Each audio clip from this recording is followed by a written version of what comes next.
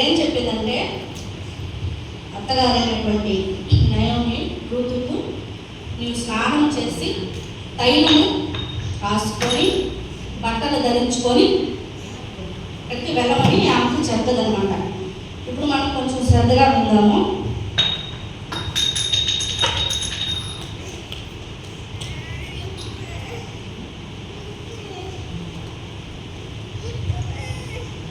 ఇప్పుడు పాత నిబంధనలో ఎవరు కూడా క్రైస్తవుల గురించి క్రైస్తవులుగా పిలవబడిన వారు, యేసుక్రీస్తు నమ్ముకున్న వారు లేరు కాబట్టి ఇప్పుడు మన కొత్త నిబంధన ప్రకారం ఒకరు క్రైస్తవులుగా మారాలన్నా, క్రైస్తవులుగా జీవించాలన్నా ఏం చేయాలి చూద్దాము. అపోస్తుల కార్యము 2వ అధ్యాయం 38.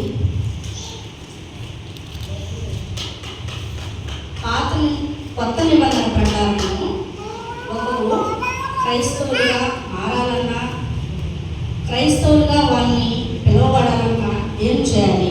అపోస్తుల కార్యం 2వ అధ్యాయం 38 ఒకసారి చదువుకున్నాం. పేతురు, మీరు మారు మనసు పొంది పాప క్షమాపణ నిమిత్తము ప్రతివాడు యేసుక్రీస్తు నామమున బాప్తిసం పొందుడే, అప్పుడు మీరు పరిశుద్ధాత్మ వరము పొందుదురు.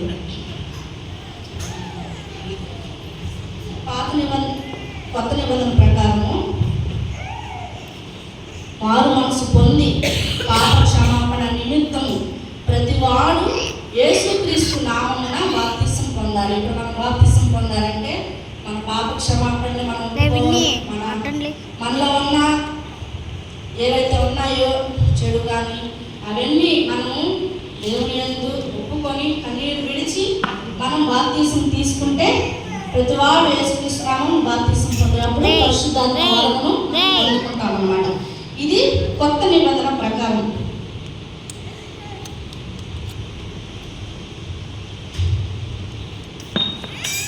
మరి ఇప్పుడు బాప్తిసము దేని ద్వారా తీసుకుంటాము? నీటి ద్వారా తీసుకుంటాము. నీటి ద్వారా అంటే మన ఆత్మానుసారంగా మన ఆత్మందు ఏదైతే మలినం ఉందో అదంతా పోయి మనం నూతనంగా కొత్తదనంగా బాప్తిసం నీటి ద్వారా తీసుకుంటాము. మరి ఇక్కడ కొత్త నిబంధన ప్రకారము చెప్పింది స్నానం చేసి. స్నానము దేనికి సాదృశ్యము? స్నానం ఎందుకు చేస్తాము?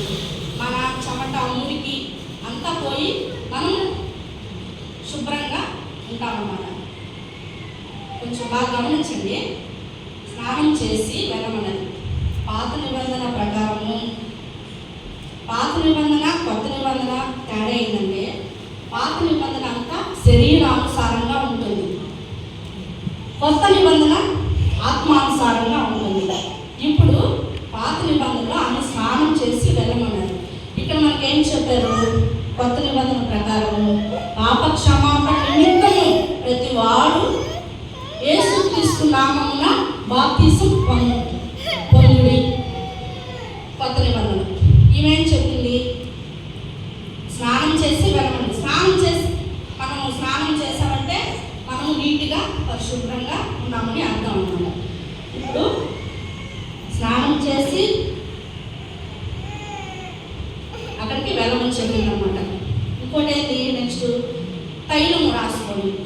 తైలము దేనికి సాదృశ్యము? అభిషేకములకు సాదృశ్యము. ఇప్పుడు మనలను దేవుడు ఎలా అభిషేకించాడో చూద్దాము.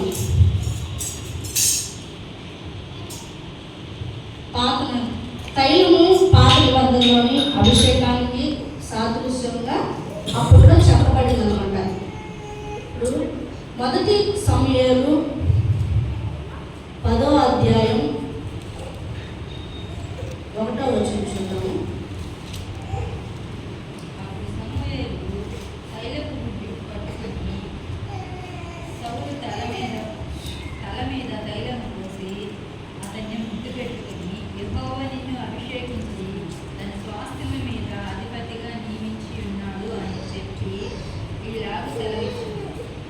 ఏం చెప్పాడు?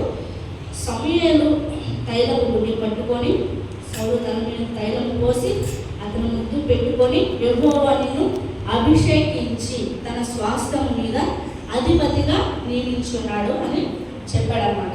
ఇప్పుడు సమూయేలు సౌలును అదేవిధంగా అభిషేకించాడు. తరువాత సమూయేలు దావీదు రాజుగా చేసే ముందు కూడా తైలంతో అలాగే అభిషేకించాడు అనమాట. ఇప్పుడు పాత నిబంధనలో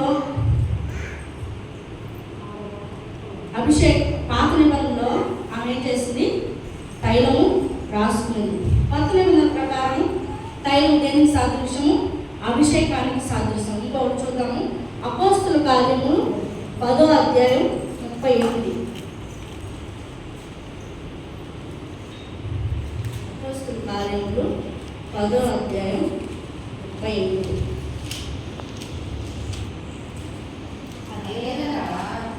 అదేదనగా దేవుడు నజరేయుడైన వాడై యేసును పరిశుద్ధాత్మతోను శక్తితోను అభిషేకించాడు. అభిషేకించాలంటే దేవుడు ఆయనకు తోడే అంత పలేమే. ఇక్కడ ఏమన్నాడంటే అదేదనగా దేవుడు నజరేయుడైన యేసును పరిశుద్ధాత్మతోను శక్తితోను అభిషేకించినదే. ఇక్కడ కొత్త నిబంధనలో దేవుడు ఎలా అభిషేకించాడంటే పరిశుద్ధాత్మతో అభిషేకించాడు అనమాట. అక్కడ ఆమె ఏం చేసింది? పాత నిబంధనలో తైలము రాసుకుంది. మన కొత్త నిబంధనలో తైలము అభిషేకము పరిశుద్ధాత్మతో అభిషేకించాడనమాట యేసుక్రీస్తు. ఈ అభిషేకం అందరికీ వర్తిస్తుందా లేదా యేసుక్రీస్తు ఒక్కరికే వర్తిస్తుందా చూద్దాము. అపోస్తుల కార్యము 2వ అధ్యాయము 38. అపోస్తుల కార్యము 2వ అధ్యాయం 38.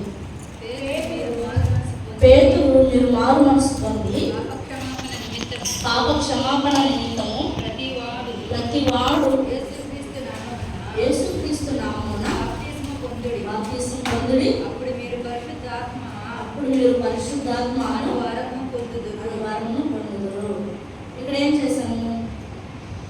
పాప క్షమాపణ నిమిత్తం మారు మనసు పొంది ప్రతి ఒక్కరు పరిశుద్ధాత్మ అనే వరమును పొందుతున్నారని వచ్చిందన్నమాట. ఇప్పుడు 1 యోహాను 2వ అధ్యాయం 20వ వచనం చూద్దాము.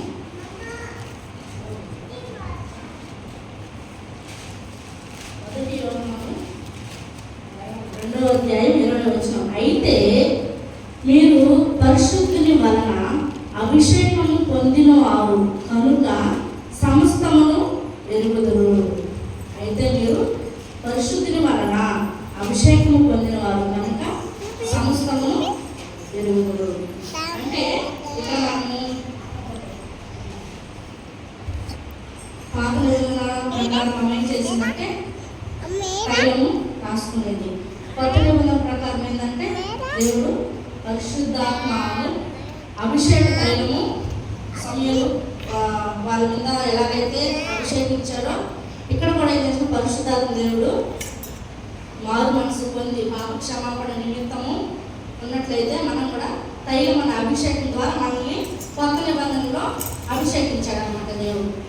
ఇప్పుడు 3వ అంశం ఏంటంటే బట్టలు కట్టుకోవడం అంటే ధరించుకోవడం.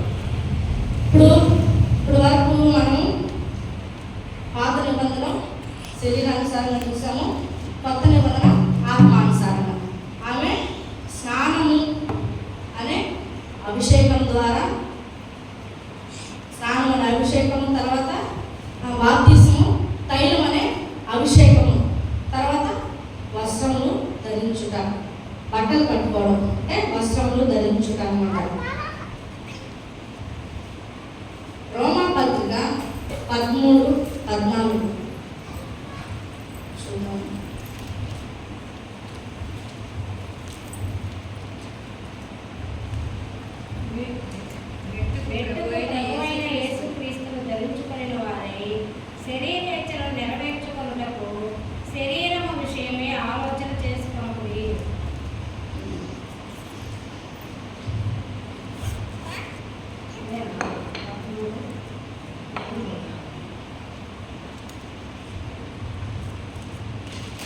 అదే ఒకసారి మళ్ళీ చదవండి.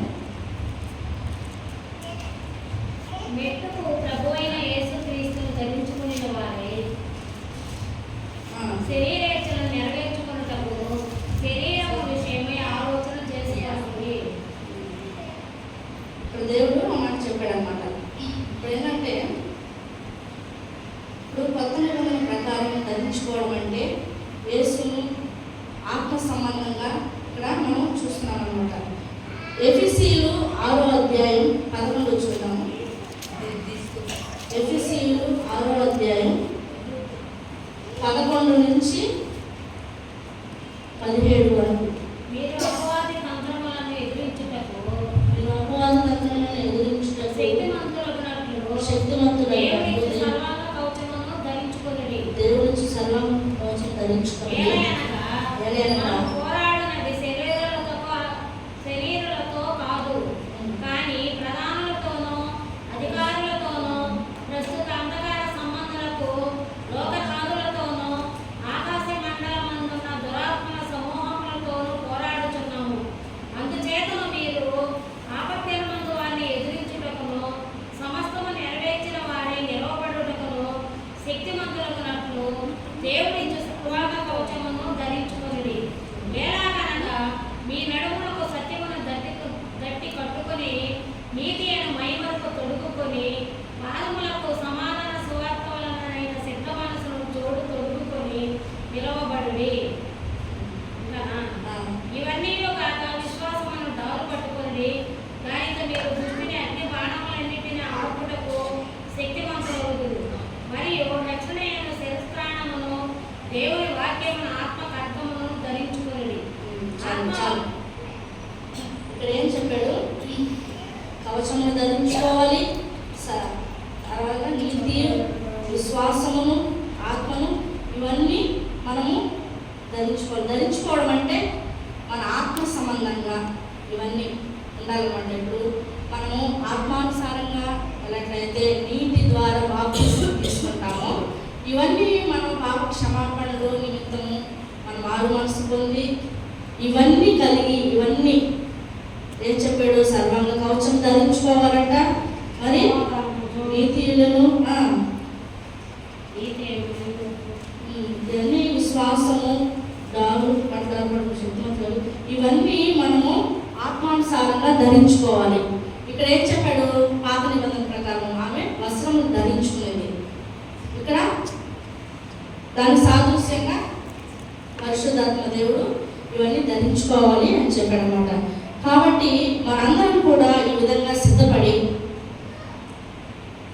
బాప్తిస్మం ద్వారాను, తైలాభిషేకం ద్వారాను, అంటే ఈ లోకానుసారంగా ఈ కొత్త నిబంధన ప్రకారంగా మనము ఇవన్నీ ధరించుకొని యేసుక్రీస్తుని నమ్ముకున్నట్లయితే మనము పరలోక రాజ్యానికి వారసులు అవుతాం.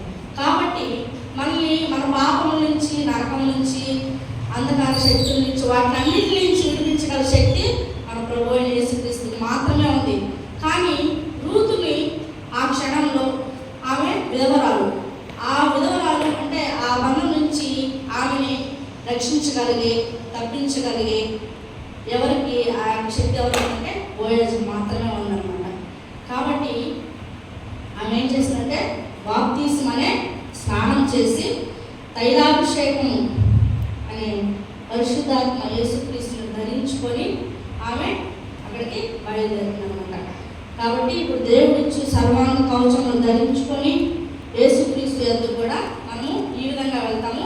ఆమె ఏంటంటే ఈ యొక్క శరీరానుసారంగా సాదృశ్యంగా తీసుకొని అతను అక్కడికి వెళ్తున్నాడు. సో కాబట్టి ఇప్పుడు రూతు గ్రంథంలోని క్రైస్తవురాలు ఎవరంటే రూతు. దేవుడు ఈ యొక్క కొద్ది మాటలు